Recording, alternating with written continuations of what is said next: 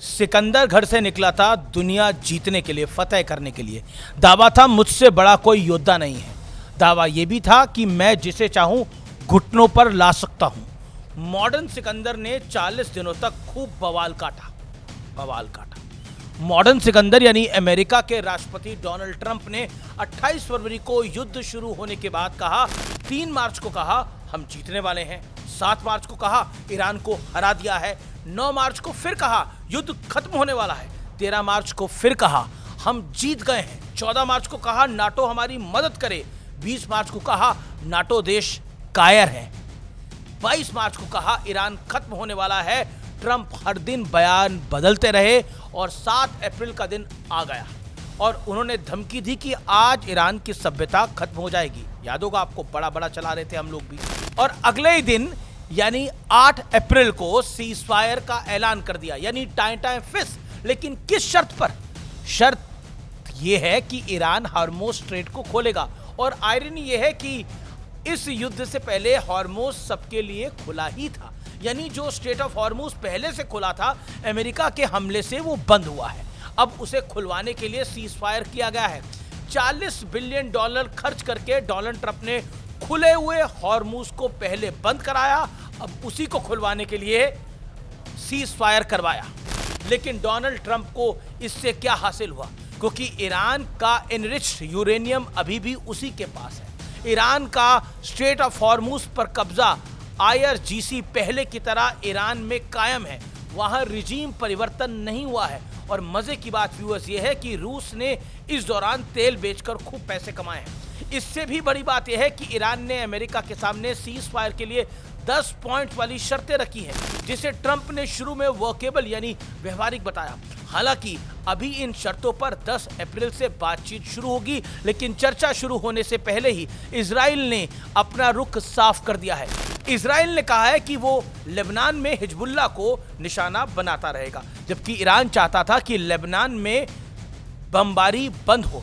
आगे क्या होगा इसका फैसला 10 अप्रैल से इस्लामाबाद में शुरू होने वाली सो कॉल्ड पीस टॉक्स के बाद ही होगा। लेकिन बीते 40 दिनों में जितनी आयरनी भरी बातें डोनाल्ड ट्रंप की हैं, उतनी ही बड़ी आयरनी यह है कि इस युद्ध की पीस टॉक इस्लामाबाद में हो रही है, यानी एक आतंकी मुल्क में हो रही है। आतंकिस्तान की मददता करेगा वो पाकिस्तान, जिसके प्रधानमंत्री एक्स पर एक ऐसी लाइन हटाना भूल गए जिसकी वजह से वो पूरी दुनिया में हंसी के पात्र बने हुए हैं। और ऑपरेशन सिंदूर के बाद ये साफ हो गया था कि इस दौर में असल युद्ध जीते या ना जीते, नैरेटिव वॉर जीतना बड़ा जरूरी है। अब हवाबाजी जरूरी है। वैसे हवाबाजी से याद आया, शहबाज शरीफ से पहले डोनाल्ड ट्रंप ने ट्रुथ सोशल पर लिखा, पाकिस्तान के PM और फील्ड मार्शल आसिम मुनीर ने मुझसे प्रार्थना करी कि अपनी घातक सेना को आज रात ईरान में मत भेजिए। तो दूसरी तरफ ईरान के विदेश मंत्री सैयद अब्बास अगाची ने एक्स पर बकायदा लिखा, अमेरिका की रिक्वेस्ट यानी प्रार्थना को स्वीकार करते हुए हम उनके 15 सूत्रीय और हमारे 10 सूत्रीय प्रस्तावों पर चर्चा के लिए तैयार है। यानी ईरान ने जो जवाब दिया वो बड़ा माकूल था और ट्रंप को पता लग गया कि पंगा कहां लिया है। यानी दुनिया के इतिहास का पहला युद्ध बन गया जिसमें सब अपनी जीत का जश्न मना रहे हैं, दावा कर रहे हैं, एक दूसरे को खुद से कमजोर बता रहे हैं। और जोक ऑफ द सेंचुरी ये है कि पाकिस्तान शांति की बात कर रहा है। मुझे ये बोलते हुए भी हंसी आ रही है। अमेरिका में कहा जा रहा है कि ट्रंप ईरान में सत्ता परिवर्तन करने गए थे और हार्मोज गवाकर लौट के आए हैं।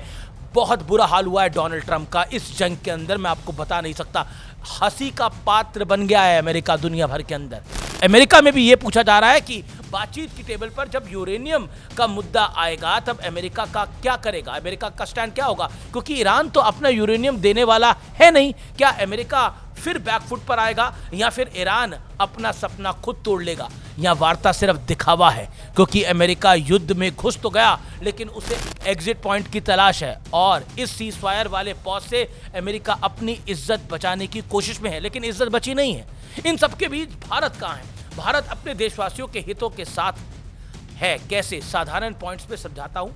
पहला है कूटनीतिक संतुलन। भारत किसी एक पक्ष के साथ खुलकर खड़ा नहीं हुआ, इससे हमारे पास सभी विकल्प खुले हैं।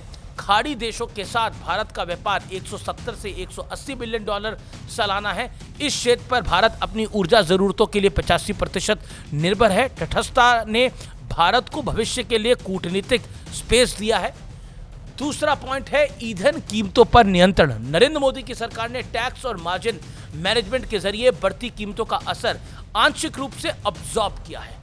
तीसरा बड़ा पॉइंट चाइनीज फैक्टर का सटीक काउंटर।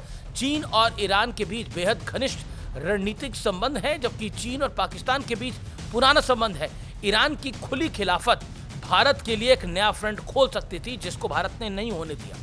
चौथा पॉइंट वॉर टेक्निक का आदान प्रदान। भविष्य में drone, missile, satellite system decisive power साबित होंगे, इसलिए इजराइल हमारे लिए बेहद जरूरी सहयोगी आगे आने वाले दिनों में होगा। यानी भारत का एक एक कदम विशुद्ध रूप से भारतीयों के लिए, अपने देश के हितों को ध्यान में रख के उठाया गया है।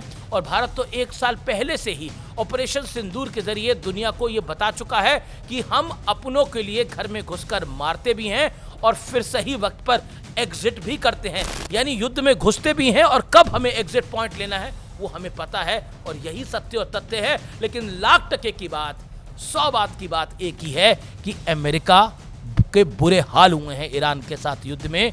डोनाल्ड ट्रंप को अब पता नहीं लग रहा कि वो क्या करें और क्या कहें।